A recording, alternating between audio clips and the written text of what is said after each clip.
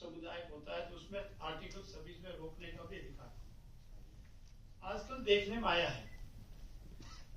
अनेक धार्मिक संस्थाओं व्यक्तियों द्वारा प्रलोभन से अथवा कपटपूर्ण धर्मांतर के प्रयास किए जाते हैं, जिसका काफी समय से धर्म परिवर्तन आदि की बातें चल रही है।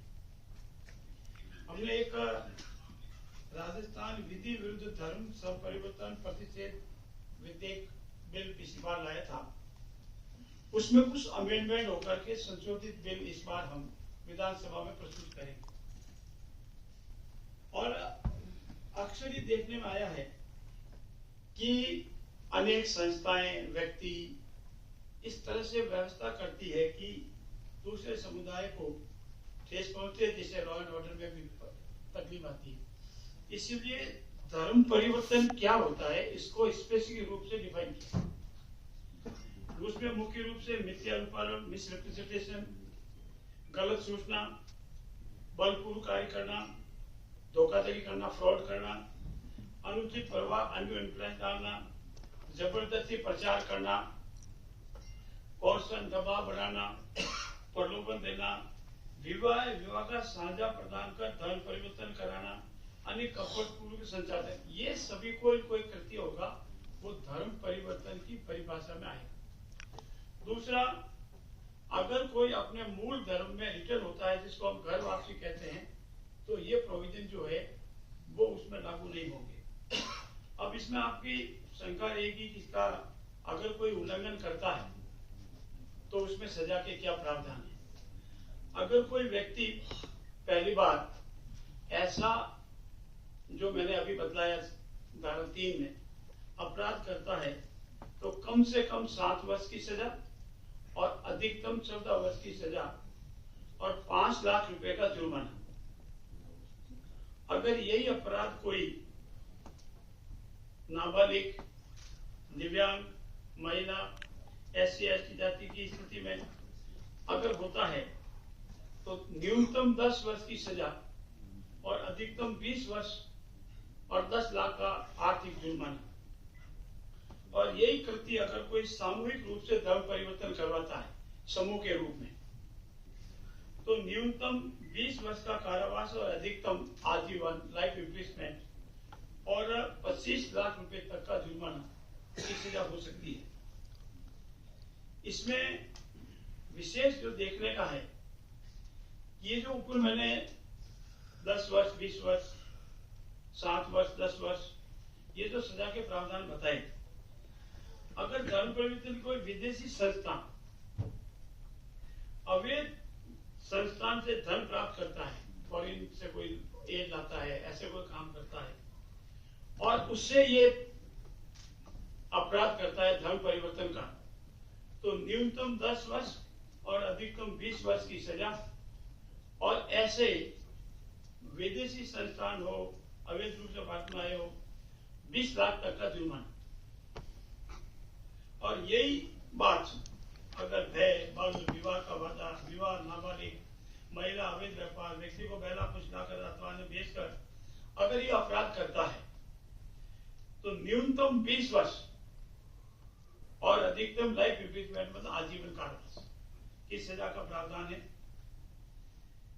इसमें एक चीज आपके संज्ञान में विशेष रूप से लाना चाहता हूं, अगर इन अपराधों की कोई पुनरावृत्ति करता है, एक बार क्या जैसे बताया, बार बार दोहराता है, तो उसमें न्यूनतम 20 वर्ष का कठोर कारावास और आजीवन का कारावास तक हो सकता है और इसमें न्यूनतम आर्थिक दंड 50 लाख तक का। और यही अपराध ऊपर बताया जैसे संस्था द्वारा अगर किया जाता है तो उसका रजिस्ट्रेशन रद्द होगा, सरकार को कोई ग्रांट मिलती है तो बंद होगी, उसकी रिकवरी होगी और संस्था के पदाधिकारियों को वो जो ऊपर मैंने बताया 7 वर्ष, 10 वर्ष, 20 वर्ष, 5 वर्ष वो सजा के प्रावधान होंगे। अगर ये कार्रवाई किसी परिसर में, किसी मकान में वगैरह वगैरह होती है, जिसको हम प्रीमिजेज बोलते हैं, परिसर बोलते हैं, तो वो संपत्ति जब्त हो जाएगी और उस संपत्ति का उसका मालिकाना हक और पोजीशन उससे वंचित हो जाएगा। और ये संपत्ति सरकार के अधीन होने के सरकार गिरा भी सकती है, अन्यथा उपयोग भी कर सकती है। इस मामले में तीसरा जो महत्वपूर्ण विषय जो मैं आपके संज्ञान में नहीं, इसका बर्डन ऑफ प्रूफ उस व्यक्ति पर है जो ये कहता है कि मैंने ये कृत्य नहीं किया है, मैंने ये अपराध नहीं किया है। और ऐसा धर्मांतरण में कोई विवाह बता देता है तो वो विवाह प्रारंभ से ही एब इनिशियो वाइड बोलते हैं अंग्रेजी में, एब इनिशियो वाइड, प्रारंभ से ही शून्य माना जाएगा। ये अजमानती अपराध होगा, कॉग्निजेबल होगा और इसकी ट्रायल सेशन कोर्ट के द्वारा सुनी जाएगी, मजिस्ट्रेट ट्रायल नहीं रहेगी, सेशन ट्रायल रहेगी। और इसमें बेल अगर कोई आदमी लगाता है, जमानत की अर्जी लगाता है, तो सरकार के लोग बेजक को सुनवाई का अवसर देने के उपरांत न्यायालय, माननीय न्यायालय बिल लेने या नहीं लेने पर विचार कर सकती है। लेना या नहीं लेना न्यायालय का, लेकिन अपॉन ड्यूटी ऑफ हियरिंग सरकार के वकील को देनी आवश्यक है। अगर धर्म परिवर्तन करने का कोई व्यक्ति है तो ऐसा नहीं कि कंप्लीट ही बंद हो जाए, उसकी एक प्रक्रिया है। अगर वो प्रक्रिया अपना करके धर्म परिवर्तन करता है तो वो अपराध नहीं है। उसके लिए जिस जिले में वो रहता है उस जिले के जिला मजिस्ट्रेट कलेक्टर को 90 दिन की पूर्व सूचना देगा। जिला कलेक्टर इसकी जांच करेगा और जांच में संतुष्ट होने पर की स्वेच्छा से, अपनी पूरी पारदर्शिता से वो धर्म परिवर्तन कर रहा है तो वो उसको अलाउ करेगा। और इसका उल्लंघन करता है तो वही सजा जो पांच में बताई है, वही सजा उसको पुनः मिलेगी।